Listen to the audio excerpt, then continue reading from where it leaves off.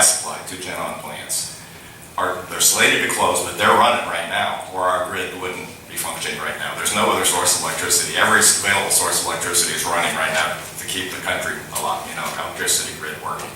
And without them, I mean, it's baffling, is it not, Representative? I mean, I think there's some confusion sometimes. We think that the government is somehow this, just this benevolent monarch that showers on the people all of these gifts, but the reality of it is every single penny that the government uses comes out of a hardworking American taxpayer's pocket. Now, unfortunately, only about half of us are paying taxes anymore, but please explain, because I think that these type of hearings allow the community to understand every single penny that Ohio needs. Where's it come from?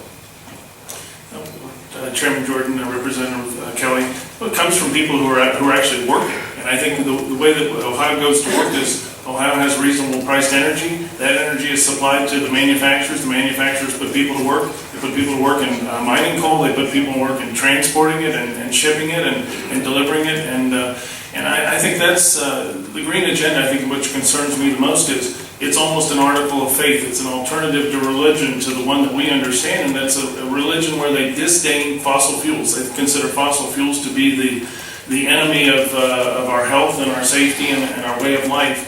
And if you look at California's energy policy, you'll see what America's is going to look like shortly. It's a mess.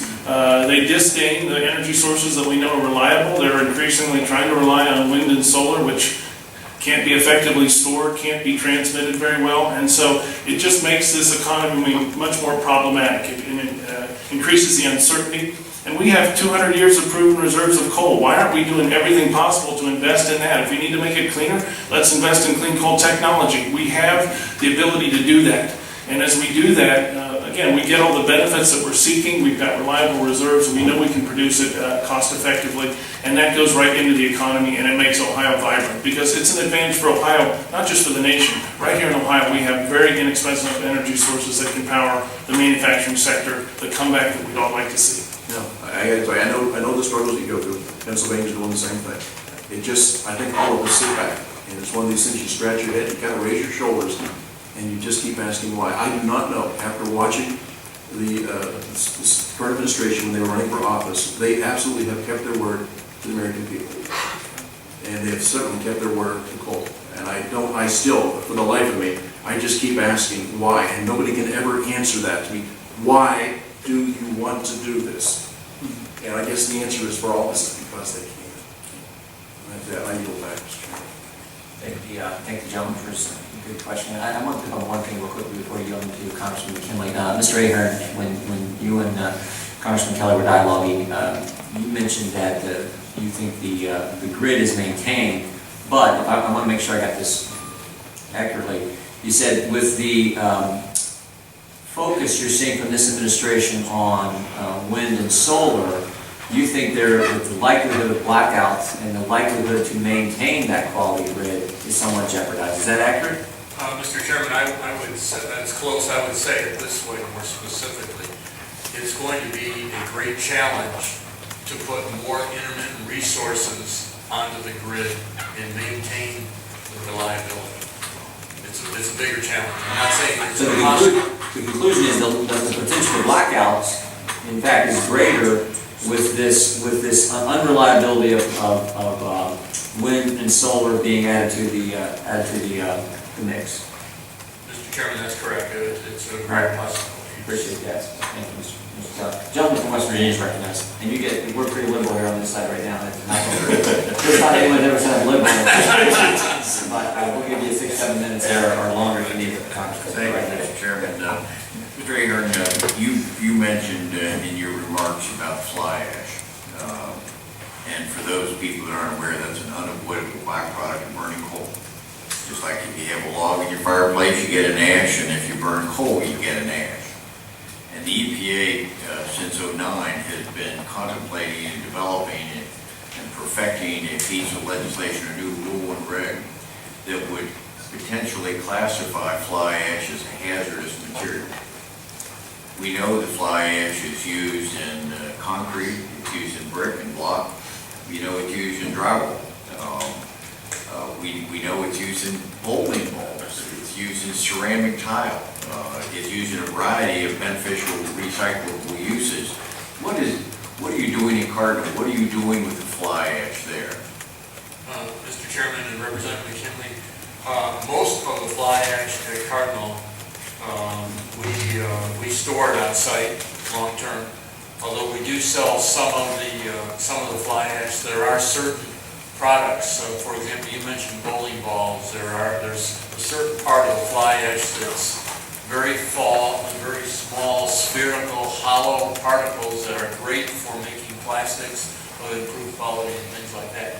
One of the other things, it's not fly ash directly, but it's indicative of the effort that we go to. Our scrubber, the sulfur dioxide gets converted to gypsum, calcium sulfate. Can be used for drywall. Over half of the gypsum we produce at the Cardinal station is put on a barge and taken downriver to a drywall plant made into drywall. So we look for avenues. Much of the bottom ash has a different character than fly ash. It's a great aggregate for concrete. But if it becomes a hazardous material, don't you think the consumers will? I know that there's studies that said across America there are 316,000 jobs involved in the recycling of coal ash and gypsum. All those would be in jeopardy, wouldn't it, if the EPA has its way with the coal ash rule? Mr. Chairman, Representative McKinley, it would be a huge problem if fly ash was declared hazardous, because just the laws that would apply to the way you have to protect workers, clothe them, ventilators, things like that, what we'd have to do to our handling systems. Have you been able to project at all what the cost to the consumer could be? And because that would be passed along through the Public Service Commission, that cost. Do we have a sense of what that could be to the consumers if they persist in making this a hazardous material? Mr. Chairman, Representative McKinley, we do not have a good cost estimate of what the impact would be. Okay, then we move on to there was the other comment about, I think it was Mr. McElwain, about the new performance standards, new source performance standards. I think, did you not make that in your remarks about that? That's again, I think some more people across America need to understand what that's all about.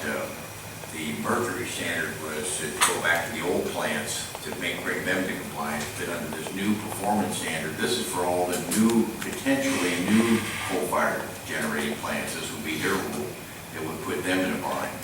And the real crux of that, as I understand, is coming down to the carbon capture and sequestration or carbon capture and utilization processes that can be available.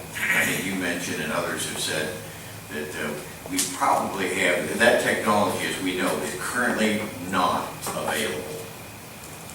It may not be available for 10 years or more, but yet the EPA is promulgating this rule. We have a hearing. We just put a bill in last week.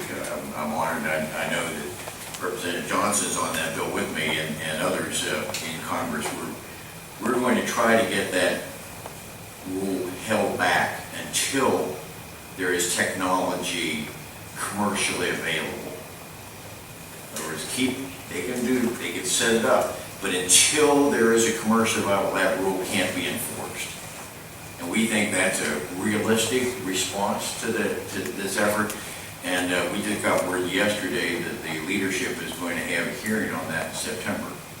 So for those of you that have an interest in that legislation, watch in Washington for September when we have the opportunity to be able to understand more how the EPA has got ahead of the curve here and not using science, but is using ideology as their driving force. So again, I thank you all for being here today, and I hope to see you again in September. Thank you. I yield back my time. Thank you, gentlemen. Now, we'll go quickly a second round here. We'll start with the gentleman from Ohio, Mr. Johnson.